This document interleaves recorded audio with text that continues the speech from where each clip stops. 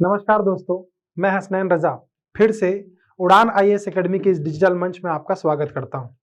ये हमारे current affair hostel warden current affair video series का तीसरा रिकॉर्डिंग रहेगा।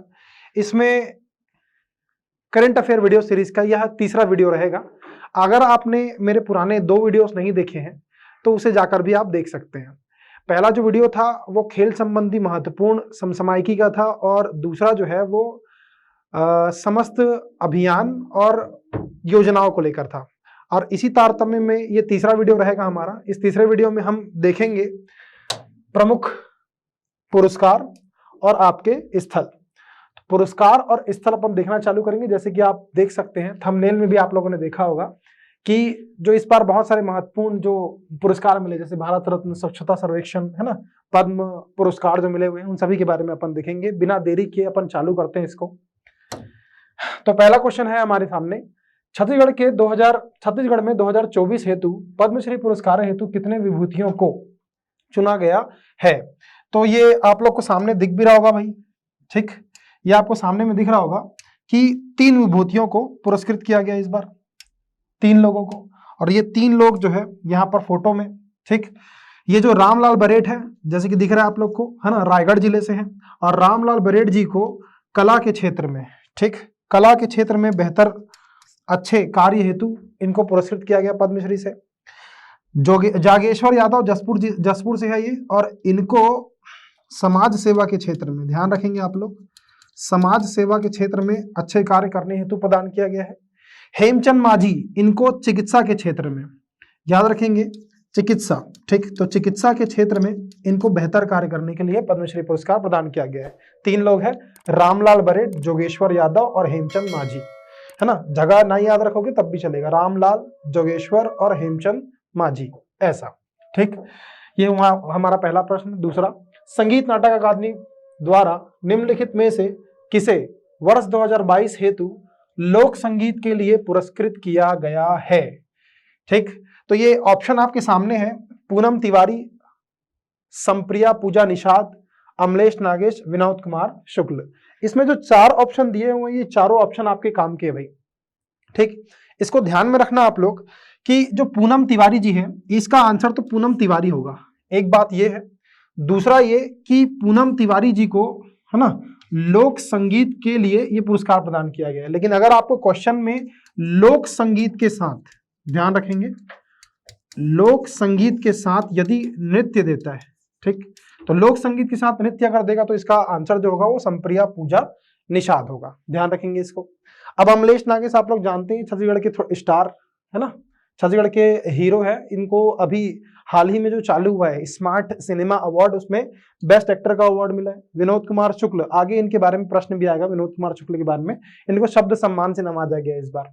नेक्स्ट, अगला, छत्तीसगढ़ के आलोक शुक्ला निम्नलिखित में से किस क्षेत्र से संबंधित है? बहुत ही फेमस ये पर्सन है ना, आप लोग जानते ही होंगे इनको। तो विज्ञान, समाज सेवा, पर्यावरण एवं जैव विविधता और खेल, तो किस क्षेत्र से संबंधित है ये व्यक्ति? पर्यावरण एवं जैव विविधता से संबंधित है।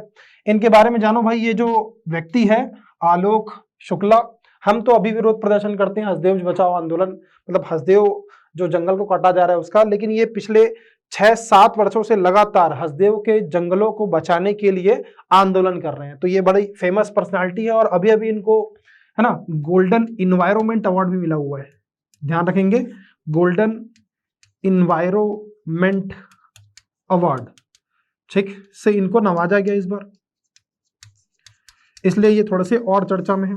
अच्छा प्रश्न रहेगा ये आपका। नेक्स्ट, अगला जो हमारा प्रश्न है, अगला, सुचारू रूप से चुनाव संपन्न कराने हेतु तो निम्नलिखित में से किस राज्य के मुख्य निर्वाचन पदाधिकारी को सम्मानित किया गया है?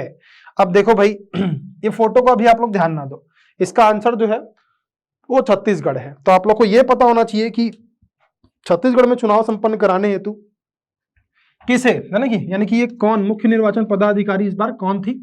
तो इनका नाम है रीना बाबा साहेब कंगाले, ऐसा, ठीक, ये इनका नाम है, रीना बाबा साहब कंगाले। इनको अच्छे से चुनाव संपन्न कराने के लिए जो है वो अवार्ड दिया गया है। लेकिन इनका नाम भी आप लोग याद रखना एक बार कि विनीत नंदनवार, ये जो आईएएस है विनीत नंदनवार, है ना, ये कौन है? तो इनको भी एक अवार्ड मिला है भाई, फेमस। ये व्यक्ति जो है वो दंतेवाड़ा के कलेक्टर है। कहाँ के कलेक्टर है? दंतेवाड़ा के कलेक्टर। तो ये जो दंतेवाड़ा के कलेक्टर है, इनको अवार्ड दिया गया है। और क्यों दिया गया है? इनको अवार्ड दिया गया है बेस्ट इलेक्शन मैनेजमेंट का, ठीक, बेस्ट इलेक्शन मैनेजमेंट का। तो इनको ये जो अवार्ड मिला हुआ है मैनेजमेंट के लिए मिला हुआ है, आप इनका नाम याद रखेंगे। ये दो लोग, एक रीना बाबा साहब कंगाले, मुख्य निर्वाचन पदाधिकारी विनीत नंदनवार, ये हमारे दंतेवाड़ा के कलेक्टर। नेक्स्ट अगला प्रश्न है हमारा, प्रधानमंत्री राष्ट्रीय बाल पुरस्कार हेतु छत्तीसगढ़ से किसे पुरस्कृत किया गया है? अल्ताफ आजम, राहुल जैन, अरमान उबरानी, शेख आसिफ। तो इसका आंसर है अरमान उबरानी। आप लोग फोटो में भी देख सकते हैं। ये जो लड़का है ये मात्र 6 साल का है भाई, इसके बारे में जानिए आप। 6 साल का ये लड़का है और 6 साल में ही इन्होंने 4-5 किताबें लिखी हैं आर्ट और कल्चर से रिलेटेड। तो अरमान उबरानी को, है ना, राष्ट्रीय बाल पुरस्कार हेतु इस बार नवाजा गया है। आप इनका नाम ध्यान रखेंगे। नेक्स्ट 2023-24 हेतु कितने बच्चों को राज्य वीरता पुरस्कार प्रदान किया गया है? तो राज्य वीरता पुरस्कार जो है वो इस बार 26 जनवरी को प्रदान किया गया भाई। और 26 जनवरी को 4 बच्चों को, है ना, ये पुरस्कार प्रदान किया गया। ये 4 बच्चे आप लोगों को सामने फोटो में दिख रहे हैं। इनका नाम अपन जानेंगे। इनका नाम क्या है? अनवर, ओम, प्रेम और लोकेश, ठीक, ऐसा। तो ये 4 नाम है आपके, इनको राज्य वीरता पुरस्कार से नवाजा गया इस बार। नेक्स्ट अगला रहेगा हमारा, राष्ट्रीय शहरी आजीविका मिशन में उत्कृष्ट कार्य करने हेतु छत्तीसगढ़ को कितने पुरस्कार प्रदान किए गए हैं? तो इसका आंसर जो है भाई, इसका आंसर है 5। छत्तीसगढ़ को उत्कृष्ट, है ना, आजीविका मिशन में उत्कृष्ट कार्य करने हेतु 5 अवार्ड दिए गए हैं। अब अपन जानेंगे कि किसको किसको यह अवार्ड दिया गया है। तो कौन कौन से है ये? एक तो है राष्ट्रीय शहरी विकास अभिकरण, विकास अभिकरण, ऐसा, ये पहला है, इनको अवार्ड दिया गया है इस संस्था को। अगला रहेगा, अगले जो है वो जिले हैं। तो जिले में कौन कौन से? एक तो बीएसपी यानी कि बिलासपुर, बिलासपुर के बाद जस्ट बाजू जाओगे चांपा, चांपा के बाद जस्ट बाजू रायगढ़, रायगढ़ के बाद जस्ट नीचे अगर आप आ जाओ तो यहां पर है आपका भाटापारा, ठीक, भाटापारा, ऐसा। तो ये 4 क्षेत्र रहेंगे और एक संस्था रहेगी, राष्ट्रीय विकास अभिकरण, बिलासपुर, चांपा, रायगढ़ और भाटापारा। ये 5 अवार्ड, है ना, राष्ट्रीय शहरी आजीविका मिशन में उत्कृष्ट कार्य करने हेतु प्रदान किए गए हैं। नेक्स्ट, स्वच्छता सर्वेक्षण 2023 हेतु छत्तीसगढ़ की क्या रैंकिंग रही है? ये बहुत महत्वपूर्ण प्रश्न है भाई, बार बार पूछता है इसको, राष्ट्रीय और अंतर्राष्ट्रीय दोनों स्तर के लिए महत्वपूर्ण है। फिलहाल इसका जो आंसर रहेगा 2023 के लिए, अच्छा देखो भाई 2023 के लिए जो दिया जा रहा है उसकी घोषणा 2024 में हुई है, इसलिए ज्यादा महत्वपूर्ण हो जाता है ना। इसका आंसर है तृतीय। तो तीसरा स्थान पर रहा है छत्तीसगढ़, है ना। जान लेंगे कि पहले स्थान पर और जो पुरस्कार वितरण किए गए हैं उन पुरस्कारों को कैसे दिया गया है। तो फर्स्ट रैंक पर है आपका महाराष्ट्र, ठीक, महाराष्ट्र पहले स्थान पर। दूसरे स्थान पर आपका मध्य प्रदेश और तीसरे स्थान पर अपन देखें छत्तीसगढ़, छत्तीसगढ़ जो है वो तीसरे स्थान पर रहा है। ध्यान रखेंगे अगर अपन शहरों की बात करें तो शहरों में अगर फर्स्ट रैंकिंग अपन देखें तो फर्स्ट रैंकिंग संयुक्त रूप से इस बार 2 क्षेत्रों को मिला है, यानी कि 2 जिलों को मिला है। एक है आपका इंदौर, ठीक, हर साल मिलता है इनको, और दूसरा है सूरत। इंदौर और सूरत को संयुक्त रूप से जो है वो फर्स्ट जो है रैंक दिया गया है इस बार, इंदौर और आपका सूरत। इसके बाद अपन छत्तीसगढ़ के परिप्रेक्ष्य में अगर बात करें कि सबसे अच्छा प्रदर्शन किस जिले का रहा है, तो 12th नंबर पे रहा है भाई अपना रायपुर, ठीक, रायपुर जो है वो 12th नंबर पे रहा है। लेकिन इसका कैटेगरी भी आप ध्यान रखेंगे, ये 1 लाख प्लस की कैटेगरी है ना, 1 लाख प्लस में। तो 1 लाख प्लस की जो कैटेगरी है उसमें रायपुर जो है वो 12th नंबर पे है। इसके अलावा जो और कैटेगरी, सब कैटेगरी 1 लाख से कम वाली, है ना, 1 लाख से कम के बाद आपकी 50,000 से 1 लाख, 25,000 से आपका 50,000, 15 से 25,000, ऐसा। तो ये सब छोटी रैंकिंग है, लेकिन फिर भी अगर आप लोग जानना चाहो तो जानो भाई कि 1 लाख प्लस में अगर रायपुर है, 1 लाख माइनस में है आपका पाटन, 50,000 से 1 लाख में है महासमुंद और 25,000 से 50,000 में आपका कुम्हारी, ठीक, ऐसा। खैर वो महत्वपूर्ण नहीं है, अगर प्रश्न वहां से पूछेगा भी नहीं, लेकिन फिर भी आप लोग इतना जो है वो स्वच्छता सर्वेक्षण रैंकिंग में आप लोग ध्यान रखेंगे। नेक्स्ट 2024 में कितने विभूतियों को सर्वोच्च नागरिक सम्मान प्रदान किया गया है? तो आप लोग को पता है भाई सर्वोच्च नागरिक सम्मान कौन सा होता है ना? सर्वोच्च नागरिक सम्मान होता है भारत रत्न। ठीक, तो भारत रत्न से कितने लोगों को नवाजा गया है? अल्टीमेटली हमारा प्रश्न ये है। तो इसका उत्तर रहेगा भाई 5। ये 5 इसका उत्तर रहेगा। आप लोग देख सकते हो फोटो में भी 5 लोगों को प्रदान किया गया है। कौन कौन है? तो एक तो है आपके लाल कृष्ण आडवाणी, ठीक, लाल कृष्ण आडवाणी, ऐसा ये हमारे उप प्रधानमंत्री रह चुके हैं लाल कृष्ण आडवाणी। अगला MS स्वामीनाथन, MS स्वामीनाथन, हरित क्रांति के जनक है ना, MS स्वामीनाथन। एक आपके नरसिम्हा राव, नरसिम्हा राव, इनके बारे में थोड़ा बहुत आप जानो तो इन्हीं के कार्यकाल के दौरान यही प्रधानमंत्री थे तब 73वां और 74वां संविधान संशोधन के तहत पंचायती राज और नगरीय निकाय को संवैधानिक दर्जा प्रदान किया गया था। नरसिम्हा राव है ना। कर्पूरी ठाकुर, कर्पूरी ठाकुर ऐसा। और एक रहेंगे हमारे चौधरी चरण सिंह, चौधरी चरण सिंह। इन 5 नामों को आप लोग याद रखेंगे। 3 नाम तो एकदम सरल, लाल कृष्ण आडवाणी, MS स्वामीनाथन और नरसिम्हा राव। इनके बारे में बहुत ज्यादा पढ़ते हो आप। चौधरी चरण सिंह और कर्पूरी ठाकुर, ये 5 लोगों को भारत रत्न सर्वोच्च नागरिक सम्मान से सम्मानित किया गया है। ये आपका उत्तर रहेगा। नेक्स्ट, अगला, वर्ष 2024 का 58वां ज्ञानपीठ पुरस्कार किसे प्रदान किया गया है?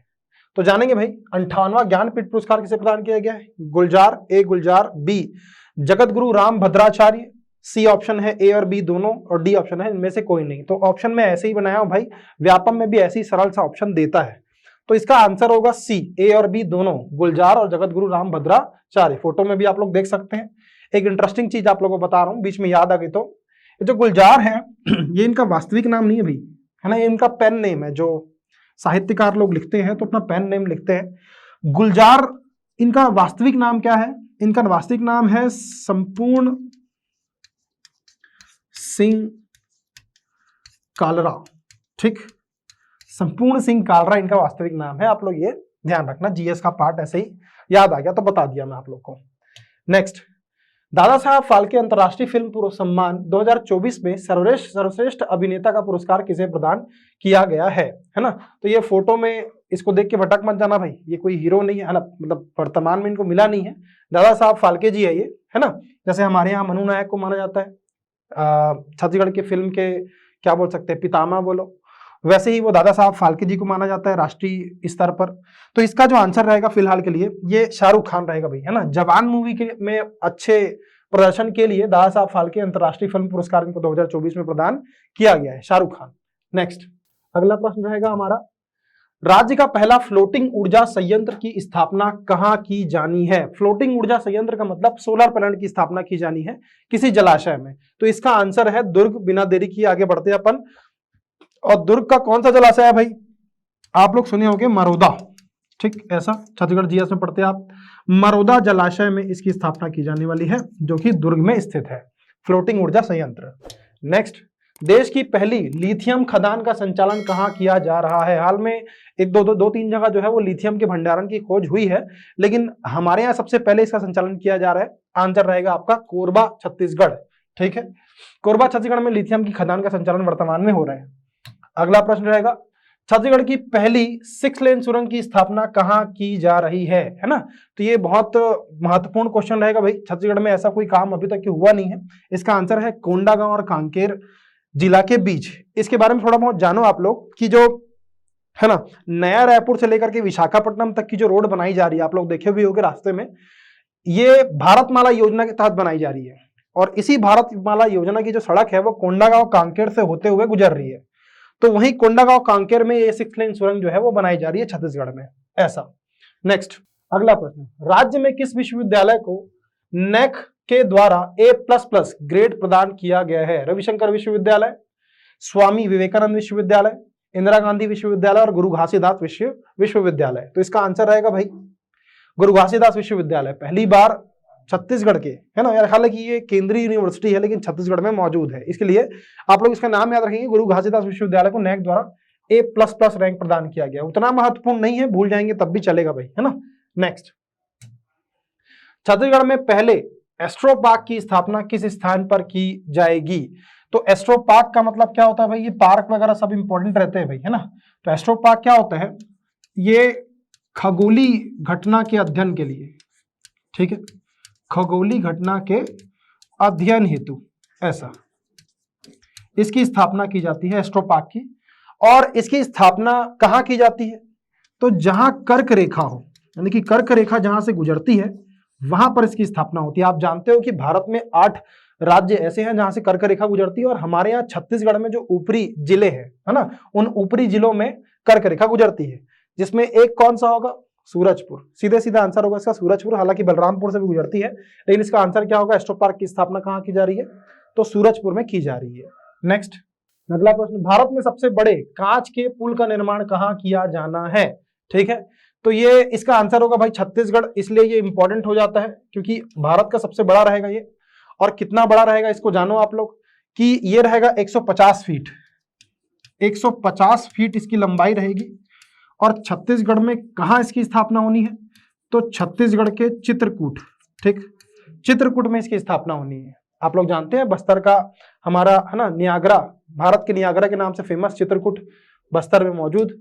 नेक्स्ट, राज्य के किस स्थान पर ट्राइबल फ्रीडम फाइटर म्यूजियम की स्थापना की जा रही है?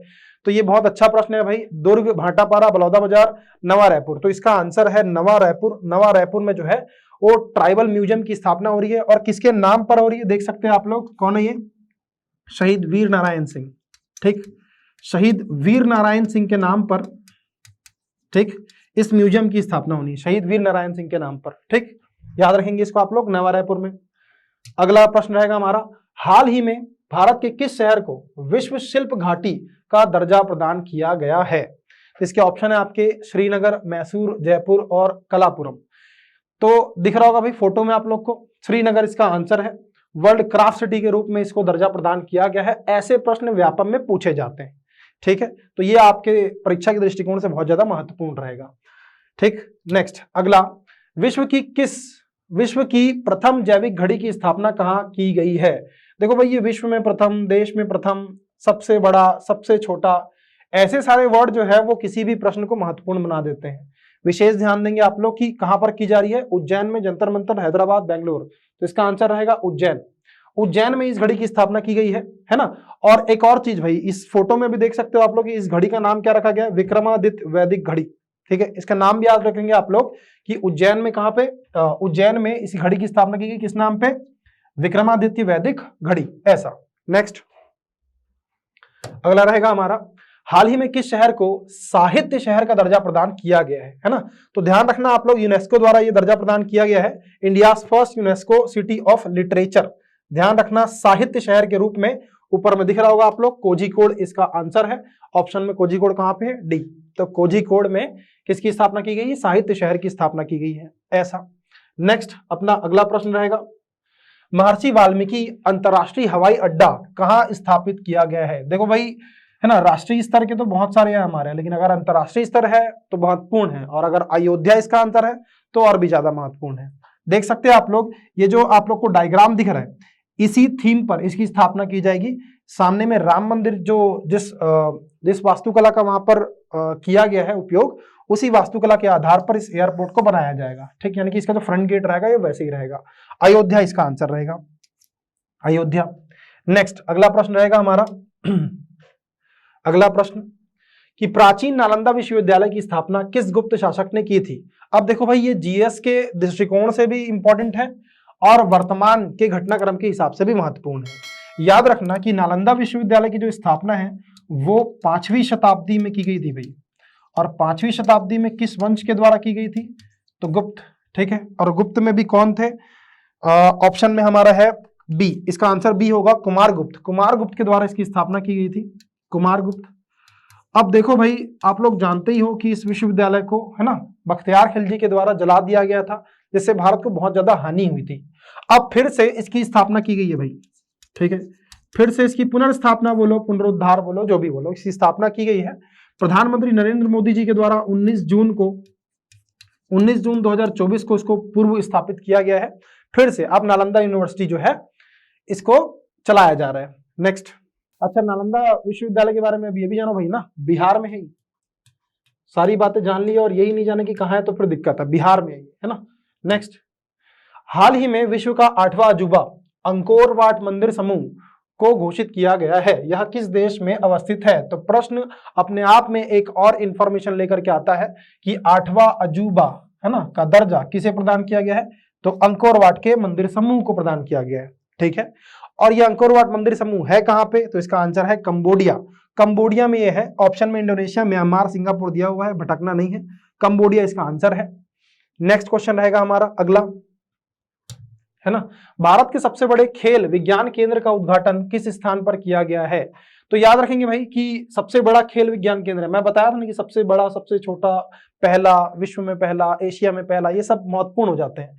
ऐसे ही सरल प्रश्न पूछेगा भाई। और आपको क्या रखना है, मतलब ऐसा अप्रोच रखना है कि अगर आप दिमाग से अगर कोई प्रश्न एक बार चला जाए तो वो अपने से लगेगा। ये कॉन्फिडेंस अगर आपका होगा तो तभी आपका एग्जाम भी निकलेगा। ठीक है, ऐसा। चलो तो इसको देखते हैं, इसका आंसर है भुवनेश्वर। ठीक है, भुवनेश्वर में, भुवनेश्वर उड़ीसा में सबसे बड़े खेल विज्ञान केंद्र का उद्घाटन किया जाना है भाई, है ना।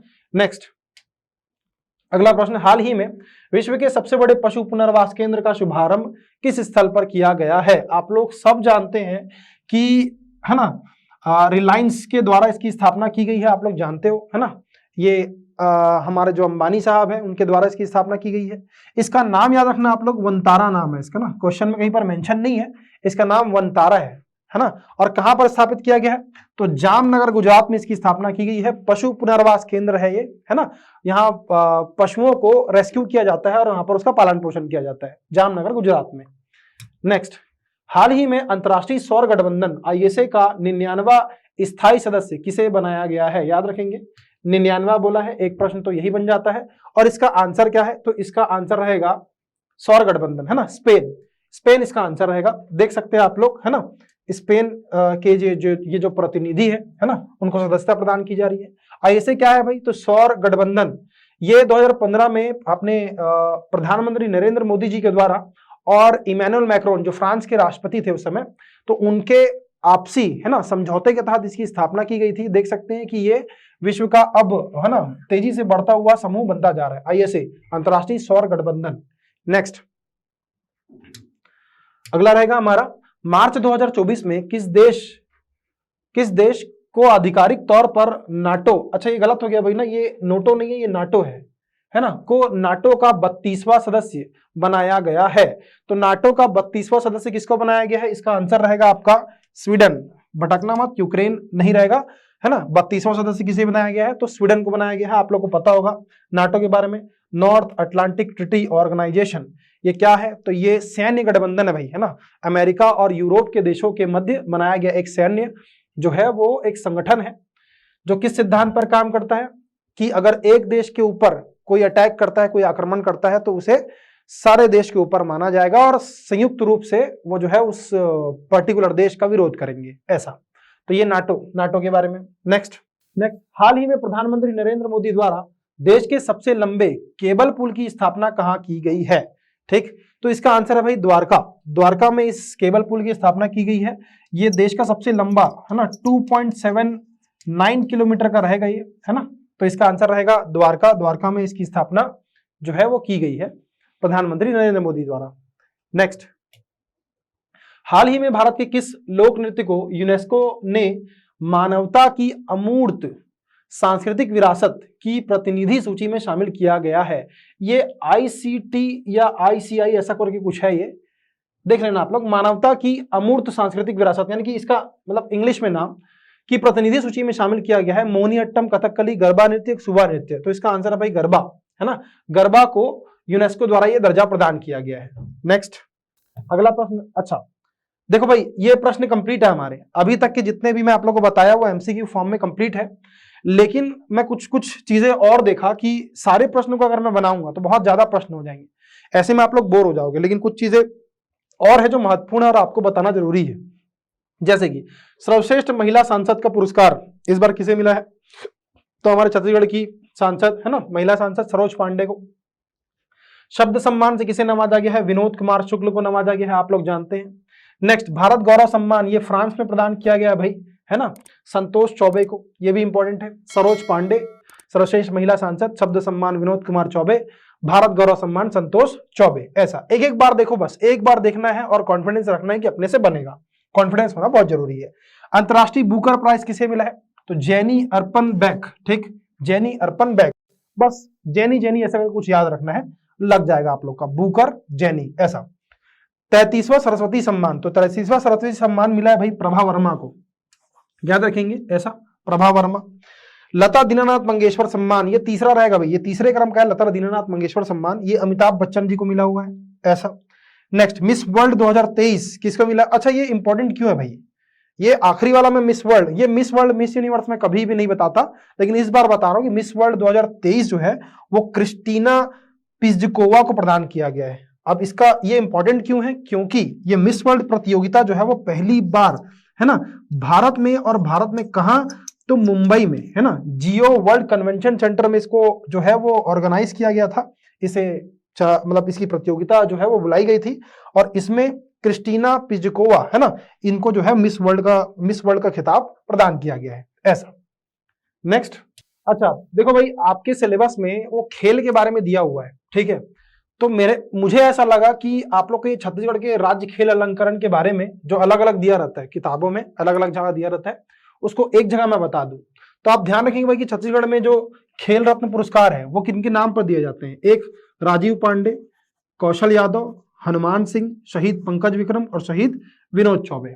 ठीक, ध्यान रखेंगे कि शहीद राजीव पांडे जो पुरस्कार है वो किन्हें दिया जाता है? तो वो सीनियर खिलाड़ियों को दिया जाता है ना, सीनियर जो वरिष्ठ खिलाड़ी हैं उनको राष्ट्रीय स्तर पर, अंतर्राष्ट्रीय स्तर पर अच्छे प्रदर्शन के लिए प्रदान किया जाता है। पुरस्कार राशि ध्यान रखेंगे 3 लाख, 1.5 लाख की पुरस्कार राशि है। और शहीद कौशल यादव पुरस्कार ध्यान रखना, जो सीनियर लेवल पर दिया जाता है राजीव पांडे, जूनियर लेवल पर कौशल यादव, शहीद कौशल यादव पुरस्कार राशि है 1.5 लाख। नेक्स्ट, हनुमान सिंह पुरस्कार, तो हनुमान सिंह पुरस्कार जो है वो 1.5 लाख है। खेल प्रशिक्षक यानी कि जो कोच होते हैं उनको प्रदान किया जाता है। नेक्स्ट, शहीद पंकज विक्रम पुरस्कार और शहीद विनोद चौबे पुरस्कार, है ना, पुरस्कार राशि ध्यान में रखेंगे 25-25 हजार है। कभी ना कभी किसी ना किसी एग्जाम में ये पक्का टकराएगा, ठीक है, 100% टकराएगा, ये हो सकता है इस बार पूछते। ठीक, नेक्स्ट, पद्म पुरस्कार, है ना, तो पद्म पुरस्कार के बारे में सभी को तो अपन जान नहीं सकते भाई, है ना, फिर भी अपन जाने हैं कि भारत रत्न टोटल कितना मिला है, तो पद्म में नहीं आता, वो भारत का सर्वोच्च सम्मान है, तो 5 लोग को मिला, अपन देख चुके हैं। पद्म पुरस्कार टोटल कितना है? तो 132 लोगों को प्रदान किया गया है। इसमें पद्म विभूषण कितने लोग को मिला है? तो 5 लोग को पद्म विभूषण, पद्म भूषण 17 लोग को और पद्मश्री 10 लोग को। अपन पहला प्रश्न देखे थे इसी वीडियो का कि हमारे यहाँ छत्तीसगढ़ से कितने लोगों को पद्मश्री प्रदान किया गया, वो 3 लोग थे, याद होगा आप लोग को। ठीक, अब नेक्स्ट भाई समझो, हालांकि ये सारे अवार्ड जो वो उतने इंपॉर्टेंट नहीं है ऑस्कर को छोड़कर, लेकिन फिर भी एक ही फिल्म को और एक ही हीरो को प्रदान किए गए हैं, इसलिए इंपॉर्टेंट है। बाफ्टा अवार्ड, ऑस्कर अवार्ड और गोल्डन ग्लोब अवार्ड। ठीक, ये मूवी आप लोग भी देखे होंगे इसको, बहुत फेमस मूवी ओपनहाइमर, है ना, ये आई थी अभी ओपनहाइमर, इसको प्रदान किया गया है ये अवार्ड जो है BAFTA, Oscar, golden globe award, best movie के रूप में ओपनहाइमर को प्रदान की गई है। अब देखो भाई ये तीनों जो अवार्ड है, बेस्ट अगर मूवी बोले तो ओपनहाइमर को मिली है, लेकिन अगर अपन बेस्ट अभिनेता, है ना, सर्वश्रेष्ठ अभिनेता की बात करें तो इसी मूवी के जो हीरो है इनका नाम है सिलियन मर्फी। नाम ध्यान में रखना आप लोग, बहुत सारे अवार्ड इनको मिले हैं इस मूवी के लिए, सिलियन मर्फी। ठीक, ऐसा। नेक्स्ट, और सबसे आखिरी में, ये थोड़ा बहुत डिटेल है भाई, मतलब ऐसी औपचारिकता के लिए जानो, आप लोग जानना जरूरी है, अंतरराष्ट्रीय स्तर की बड़ी घटना थी कि ईरान इजराइल संघर्ष अपन देखेंगे अब इसको एकदम शॉर्ट में, कि 1 अप्रैल 2024 को सीरिया, है ना, सीरिया की राजधानी है दाशमिक, ठीक है, ध्यान रखेंगे आप इसको।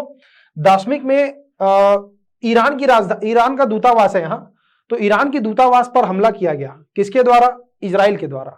ठीक, और जवाबी कार्यवाही मतलब संघर्ष का कारण देख रहे हैं अपन, तो दाशमिक में जो दूतावास है किसका? ईरान का, उस पर आक्रमण किया गया इजराइल के द्वारा, और इसी के प्रतिक्रिया में फिर क्या हुआ? प्रतिक्रिया में ड्रोन और मिसाइल से हमला किया गया, किसके द्वारा? ईरान के द्वारा इजराइल के ऊपर। ऐसा ज्यादा कुछ क्षति तो पहुंची नहीं इजराइल को, लेकिन इसमें एक बहुत बड़ी घटना हो गई बीच में, और इसीलिए मैं आप लोग को ये बात को बता भी रहा हूं। क्या हुआ कि ईरान के जो राष्ट्रपति है, ईरानी राष्ट्रपति इब्राहिम रईसी जो है, हाल ही में हेलीकॉप्टर में दुर्घटनाग्रस्त होकर के इनकी मृत्यु हो गई।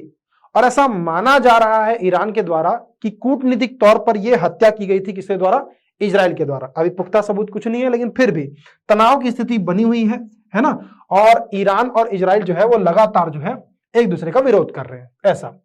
अब ये वीडियो अपना यहीं पर से खत्म होता है ना। आशा करता हूं कि आप लोग को ये जो मेरे द्वारा कंटेंट है ना, ये मैं आप लोग को जो पढ़ाया हूं वो अच्छा लगा होगा, और अगर आपको अच्छा लगा होगा तो आप लोग पुराने 2 वीडियो भी जाकर के देख सकते हैं। ठीक है, तो अपनी नेक्स्ट वीडियो में मिलते हैं, जिसमें नेक्स्ट वीडियो में मैं कोई बहुत महत्वपूर्ण टॉपिक ही लेकर के आऊंगा।